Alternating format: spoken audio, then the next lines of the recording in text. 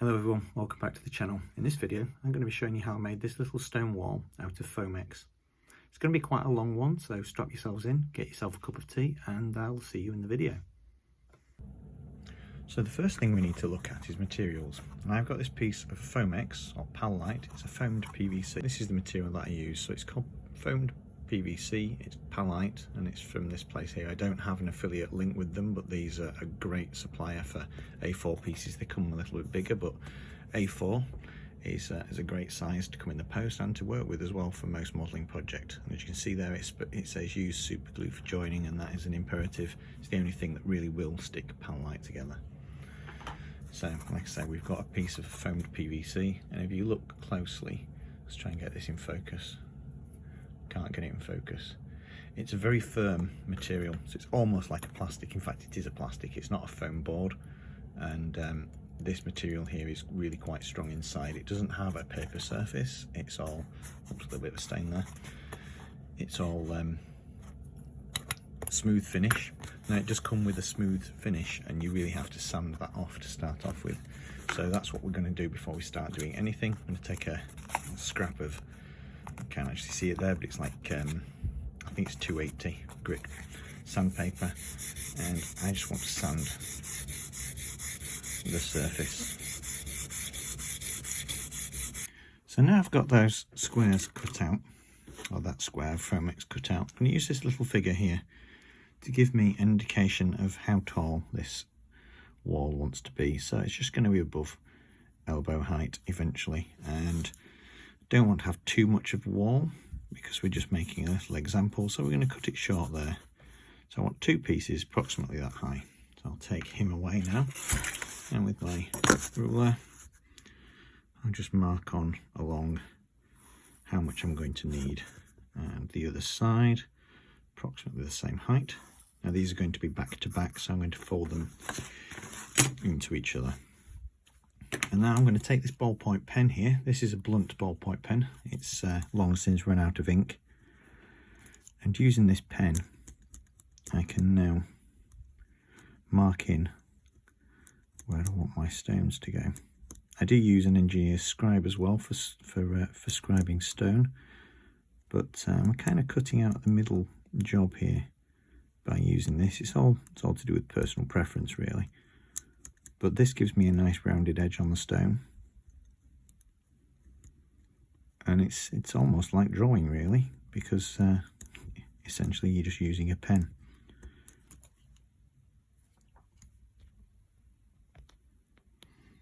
So if I just zoom in now, I can show you a bit closer the kind of effect I'm looking for. So you're just roughly drawing the shape of all the stones that you want. You do get a bit of a raised burr coming up on the edges of the stones, but we can sort of work our way over it all and eventually make them look a lot more like stones. So as you go along, you can sort of emboss in some extra stony detail. We've already sanded the surface down, but we'll probably need to do that again. So this is just pulling the surface of the Foamex down. It's embossing it into the material, so it's not actually going anywhere, it's just being pressed down.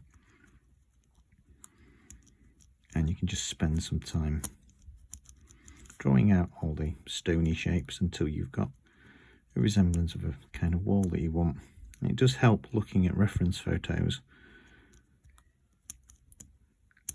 to try and determine what kind of wall you want. Different areas around the country and indeed around the world have different types of stone wall constructions. It varies from county to county here in the UK. I'm just going for a generic looking wall. It'll have the sort of spiky caps that you see on a lot of walls, but we're going for a kind of a random rubble, although I'm edging away from random here now. But if I put a nice big block in there like so, it'll give me something to work into. Now I'm just going to spend some time and go over the whole wall, and we'll do both sides.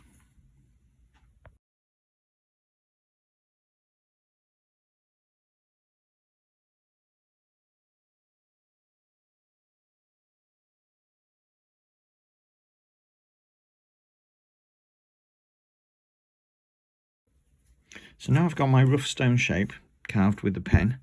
I can go back over with the scribing tool, the engineer's scribing tool, and just embellish some of those edges. It's making the camera shake a little bit. Sorry about that, but so what I'll do is just go around some of those edges, push the bits of Foamex that have ended up sort of folding in back into place, and I can just scratch some stone detail into those carved stones just to give it a little bit more texture and add a little bit more emphasis and perhaps realism. Now I've left these top parts off yet because these are going to be the capstones. I'm going to wait until I've glued both sides together before doing that final part. So let's just keep scoring away at this, and then I will show you what it looks like when I've gone through the whole lot.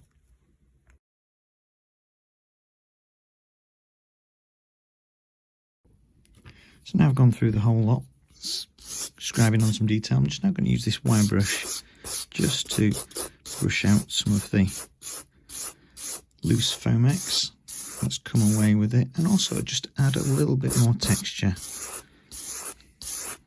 into the surface, and that will give us a little bit more of a key to paint into. Okay, so now we've got that, I'm going to cut it out. So I'll just take the ends off, and this is my line for the height, so I'll just take one strip and then a second strip.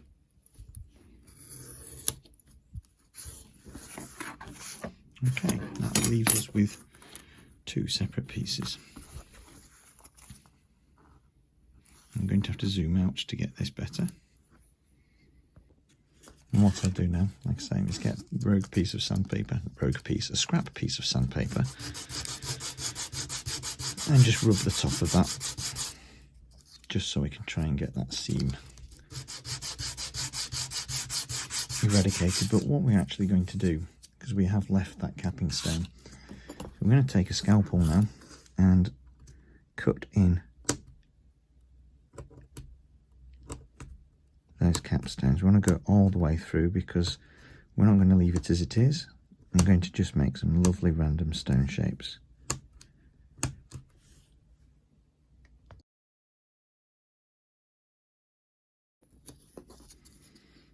Once we've marked off all those, I can then just start to carve in the top shapes.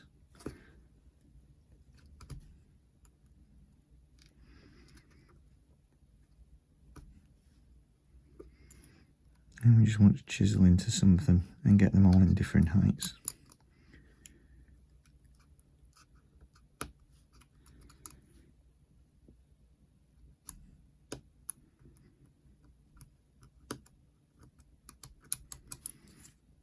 You see there?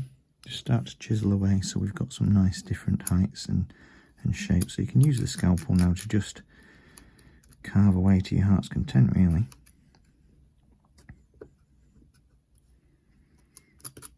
I'm just going to nibble away at each of these top stones now until I've got something visually appealing.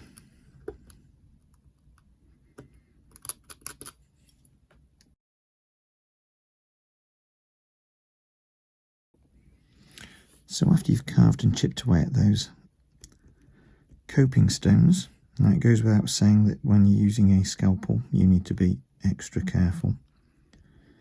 But once you've chipped away with the scalpel and carved away the stones, you end up with something looking a little bit like this.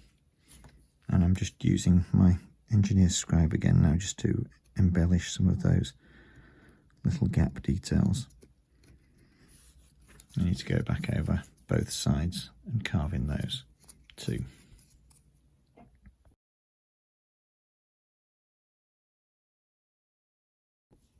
And what I'm going to need to do is put a nice little stone cap on the end of there, and I'll probably cut away some wall there to make it look like it's a bit more ramshackle and fallen down. So to get that stone end cap, I'm going to use this little bit of an offcut of Foamex here, and I'm going to glue that onto the end. just going to be something quite as simple as applying some glue to the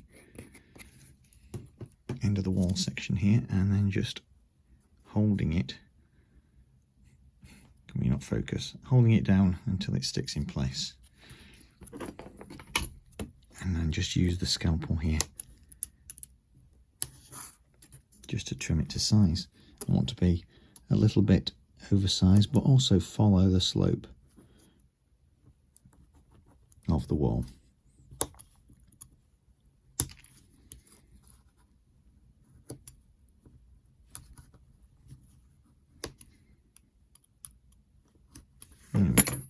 So we've got an end stone. It's starting to look a little bit like that. I want that now to be a little bit thicker. So again, bit of glue, make sure it's over the whole lot, and just by smearing it all around, I can just make sure that all the surface is covered. I'll just use some activator spray just to make sure it sets in place.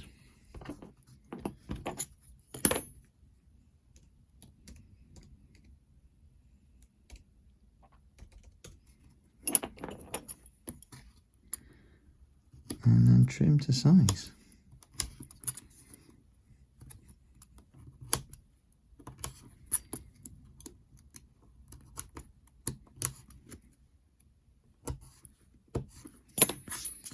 Oops, as you can see, I've managed to scrub away some of my top there, but then we've got a nice little end cap there. We want to try and eradicate those seams, but we've joined together two pieces.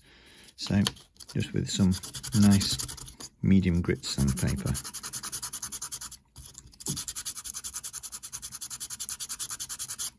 sand away there until we've got a nice, fairly transition-free seam.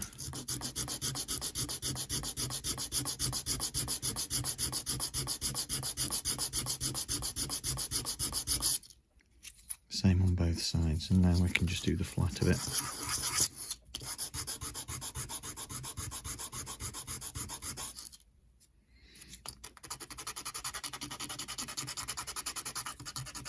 And carve in some shape on top.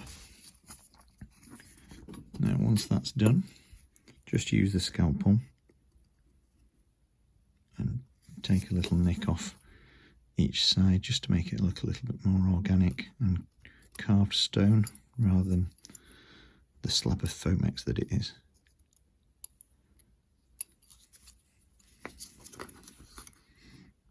Same across the back, I just want to carve off a little surplus. There we go, there's a nice little stone end there. Now, as I say, what we want to do at the end here is just make it look like a little bit more like the ends fallen down. So I'm just going to cut off a few of these stones from the end. What we need to do is save those because they're going to be a bit of rubble for the ground. So I just break some of these stones off.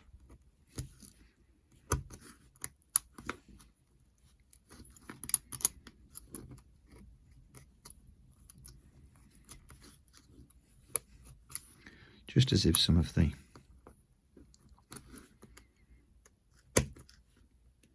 walls collapse, perhaps.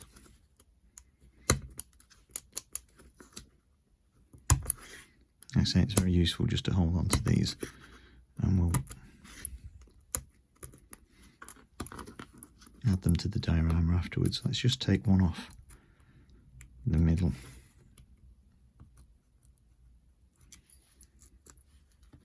Like that, just leaving a bit of a hole. So we'll just put those pieces to one side, and I'm going to use them again for the base of the diorama. Now there's a bit of a gap there, we can fill that in with some ground. So now I'm quite happy with the way that that's looking. It's time to put it onto a base. For a base, I'm going to use this piece of old insulation foam. Just need to pan back a little bit.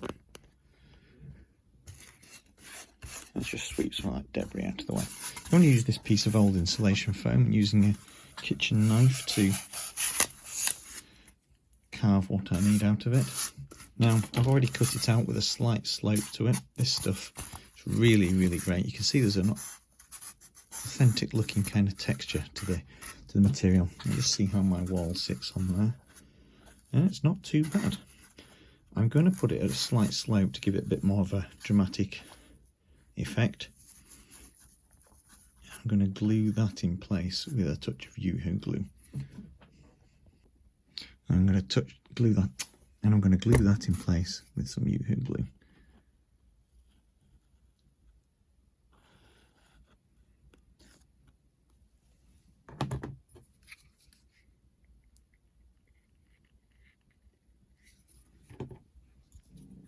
We can use that indentation there to help see where it's going.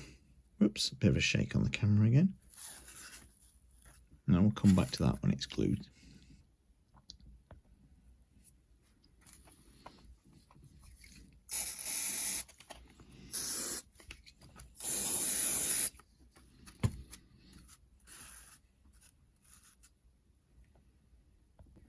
So remember what we said about the little offcuts of Foamex from when we chopped all the bits of wall off? We can now stick those down again, and they can just add a little bit of interest to the ground area.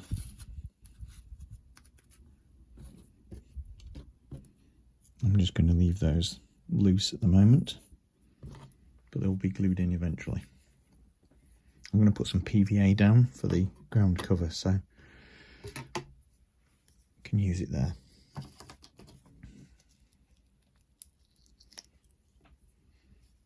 I'm just scattering those down loosely for the moment, but I will secure them in place with some PVA glue when we come to do the ground cover. Just glue these in place with some Yoo-hoo glue. It's not quite as good as super glue, but it's a little bit more foam safe. Now with the wall set in place, I'm going to get my painting turntable out and we're going to give it a rudimentary colour of paint. I'm going to start off with some brown for the base, and we're going to go with a sandstone type colour for the wall. So for the base, I'm going to use this artist's acrylic paint. It's just a cheap paint that's very useful for scenery. I'll squeeze some of that onto a palette and we can flood the area with paint.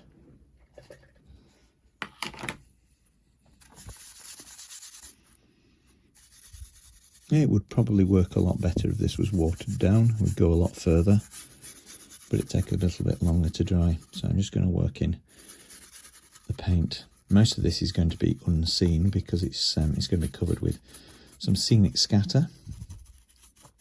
We've done the most part of the model with the wall, but I'm now just going to add some scenic detail in now to really lift it up. To really lift it up another level.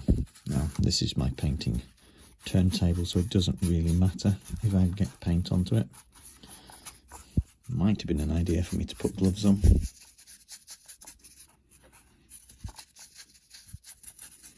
I'm going to use a hairdryer when I've finished painting it to speed the drying process up. You can just see I'm slapping paint all over the place.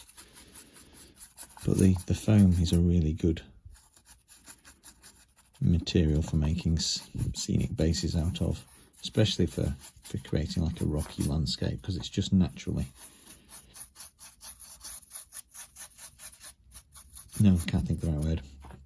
It just has a natural texture to it when you're cutting. You don't really have to do an awful lot to make it look realistic. I'm running out of paint here, so I'm going to have to put some more in.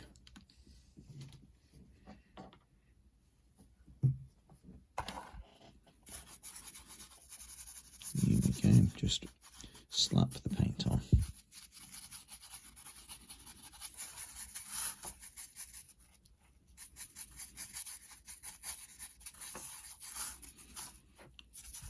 It doesn't matter if it goes on the walls, really. Well, it better not do. No, it doesn't matter if it goes on the walls because you're just going to cover that with a sandstone colour anyway.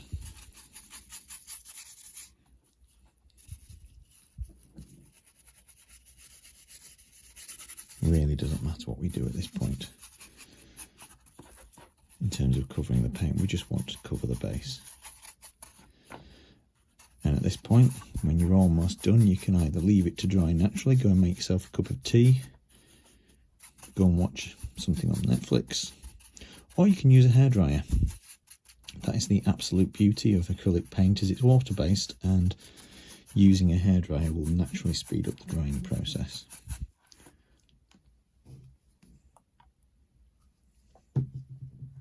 So I've very nearly finished the painting aspect now.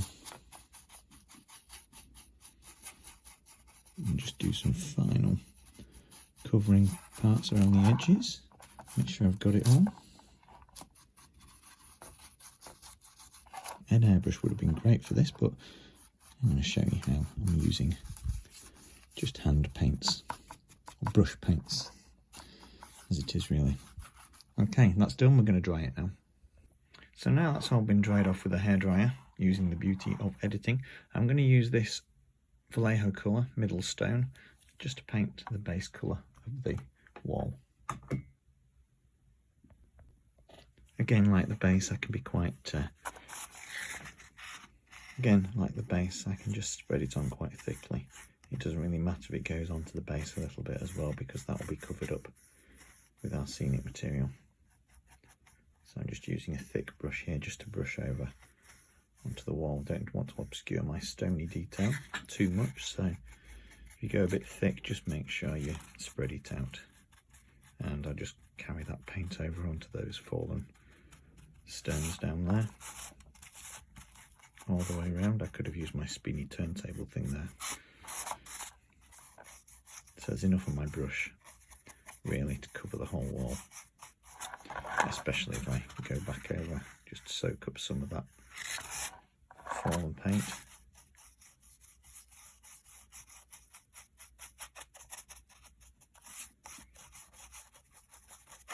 Just making sure I've covered all the rocks.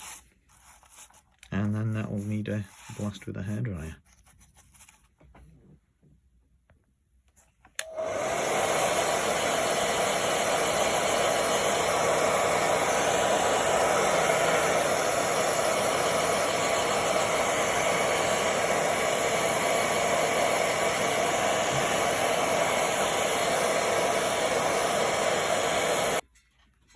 The next stage is to give the model a wash with some Agrax Earthshade. That's going to give it a nice brown shading. It's just to add some tone to the model. I'm going to do the shading in two stages. The first being the browny Agrax Earthshade, and the next shade, the next stage, will be a black wash. So you could spend a lot more time with the colouring of the stone wall at this point, giving the stones some different tones. But I'm going for a more uniform kind of look here. You can always add a little bit after. But the first stage is to get the shading.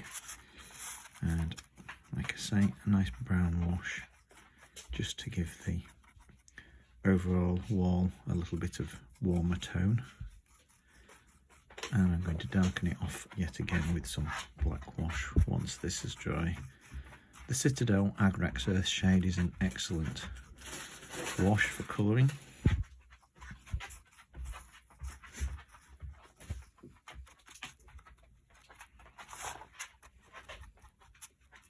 And just make sure the whole thing's covered there, like so. Right, now we're going to leave that to dry, or we're going to dry it artificially with a hairdryer and carry on with the next stage. So once the Agrax Earthshade is dry, we can now go with Nuln Oil, which is a nice black or very dark shade, and that's just going to really emphasise those gaps in the stones. So the first stage, the Agrax Earthshade, was to tint it. And then this stage here is to just darken off those gaps and give it a lot more of a weathered look. We're going to bring that stonework more to life after this layer in the next stage by dry brushing on some grey. So let's just cover this in our wash of black. Just give that a quick spin around there. And it's really quick to apply, so we'll just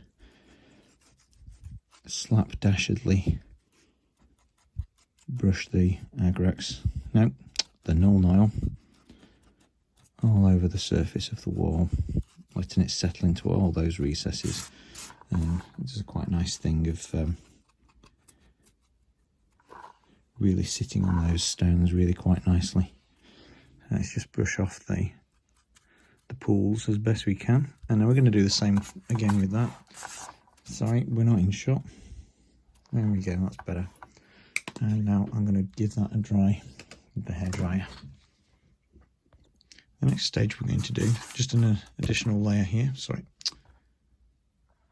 The next stage we're going to do is add some olive green to the stonework before we give it a dry brushing of grey. So that green is going to be applied to the very tops of the walls and to the base as well, to give an impression of moss and lichen. So just very sparingly add a little bit of green to the tops. Like I say, this will then be dry brushed with grey to tone it all down, so it looks like a very extreme stage right at the moment.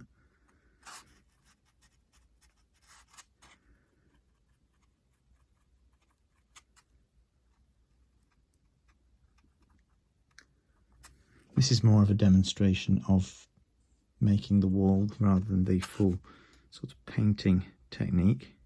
So I'm being a bit quick here. If you diorama building, you can be as quick or as slow as you want to be. You want to spend a lot of time getting the colour mix right. So it all depends whether you're creating an individual piece of art, like a one-off diorama, or whether you're building something quick for scenery, like for wargaming or for model railways, when you're just really wanting to create some quick impressions, but you want it to look quite realistic too. So it's the sort of situation where you'd much rather make something that looked right rather than buying something off the shelf. So just go all the way around and just making sure there's not that much on the brush. I don't want it completely saturated, but of course if you've got mossy growths on top of walls, then it's going to be on top first and then work its way down. So I'm just using this as a bit of a palette, or sorry, as a brush cleanser really, just to get the excess off.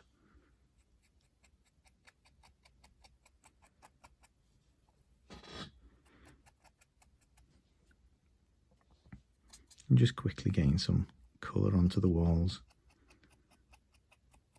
It's almost like dry brushing, but we're being a bit more heavy-handed to an extent.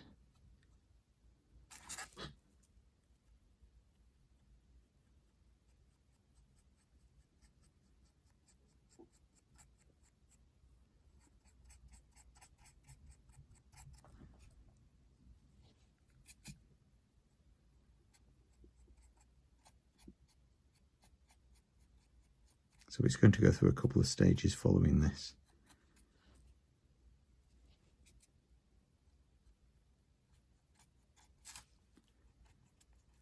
Now we can add a bit more green to the foot.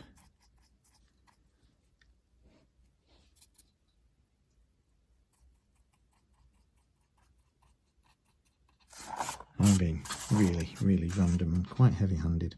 Like I said, this is nowhere near going to be the final colour. We just need to get some colour onto it to give it some variation, and just that very essence of mossy growth that you see on older walls, especially walls that are near trees, etc. A lot of moss occurs when you get leaf dropping. Right, the next stage is going to be to add some grey. So we're going to dry that off first. So this stage does look very extreme, but the next thing we're going to do is add some of this Citadel Storm Vermin Fur in a dry brush. So I'm going to take some of that paint and just wipe off the excess on the tissue until we've barely got any paint left on the brush. Bring that back into shot, and then I'm just going to very heavy-handedly dry brush that colour. And as you can see, it's both muting down the original sandstone colour, but it's also muting down that the grey moss, sorry, the green moss.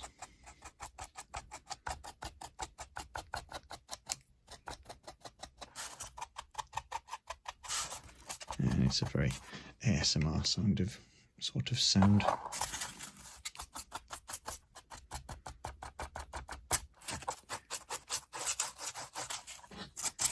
Not quite enough colour on that side.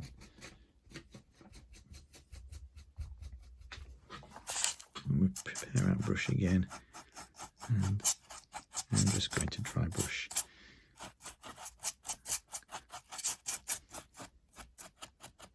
Okay, so you see that rather scary looking bright green has now been muted right down.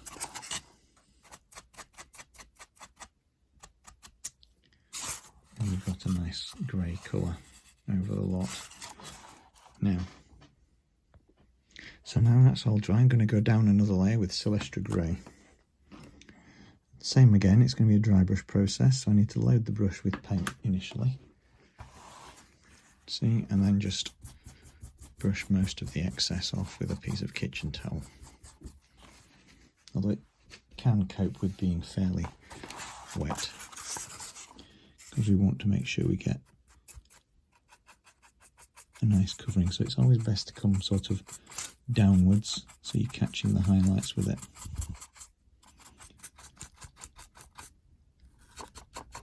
Brush over those fallen rocks there just to catch those highlights. These carousel things are a great thing for painting with. You can just spin your object around. This is a really lightweight model as it stands, so the Foamex is quite light, and obviously the foam almost weighs nothing at all. So that green's pretty much non-existent now, but we've just put enough on so that there's a hint of it under there. And of course what we didn't want is to have it so vibrant.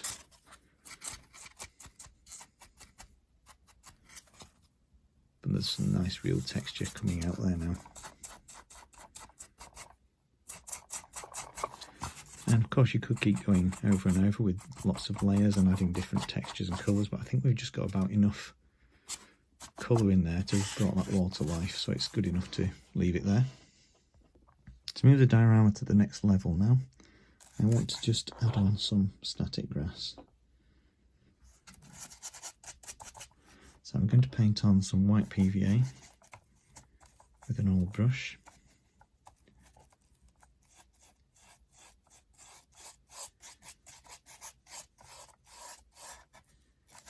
And just go right up to the edges. This brush isn't the best one for applying glue, but we'll make the best of it.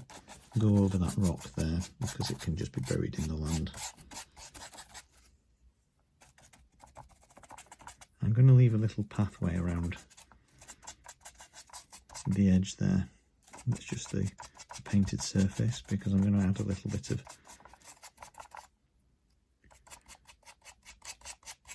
other scenery in there.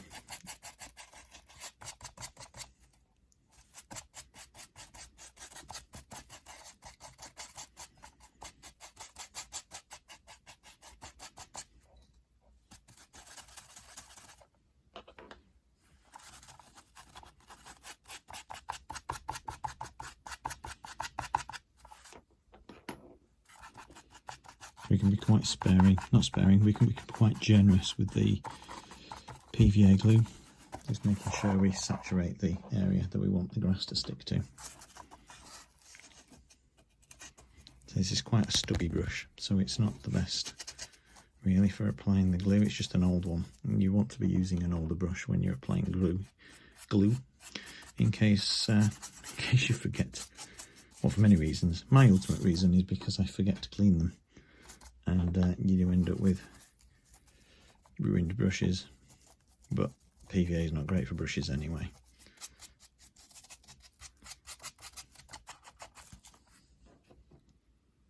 And this is the reason why we painted the area brown first, is because if we miss any spots, then it's going to be showing up brown underneath, a more sort of earthy colour.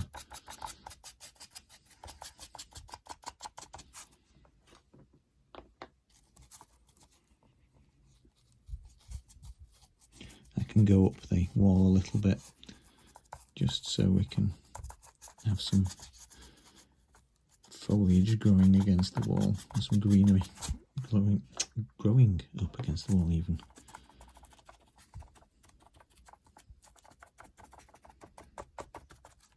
Okay, so that's quite well covered now. We just need the grass. So for this bit now, I'm going to use my static grass shaker.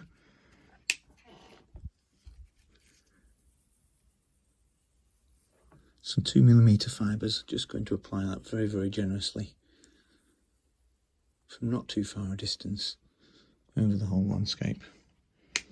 Obviously we've got a little patch there where my shaker was, but we'll just cover that in a minute.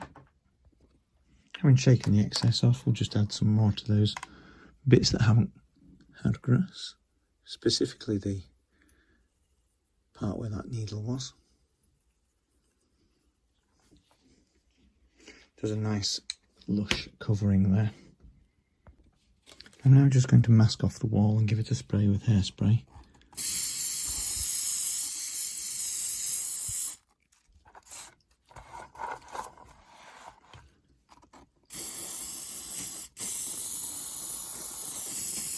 This acts like a layering spray for some more grass layers. We're going to try and miss the wall. So I'm going over it now with a slightly lighter shade of grass, and we're going to try and capture some spots on the pathway as well.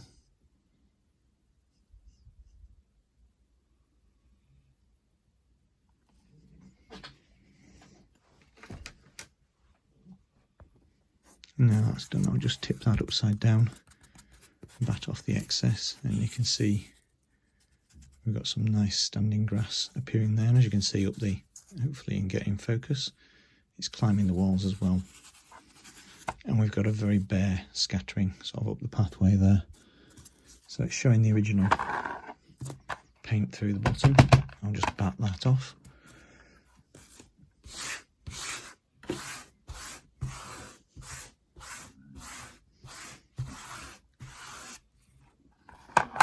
Okay, now there we have it.